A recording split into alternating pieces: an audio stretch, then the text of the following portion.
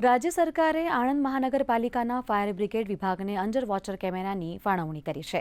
આ ટેકનોલોજીની મદદથી નદીમાં ડૂબીને મૃત્યુ પામેલાના શબને શોધવામાં સરળતા રહેશે। ઘણીવાર નદી, તળાવ કે નહેરમાં ડૂબી જવાથી માણસનું મૃત્યુ થતું હોય છે અને તેના શબને શોધવા માટે ફાયર બ્રિગેડ ઘણી મુશ્કેલી પડતી હોય છે। ત્યારે આ અંડર વોટર કેમેરા મદદરૂપ નીવડશે।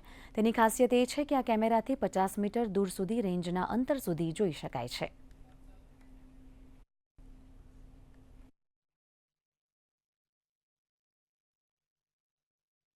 ये अमोने गुजरात राज्य सरकार द्वारा स्टेट फायर थ्रू अमोने एक अंडरग्राउंड वॉटर कैमेरो आपवामां आव्यो छे। जे एआई कैमेरा कहेवामां आवे छे।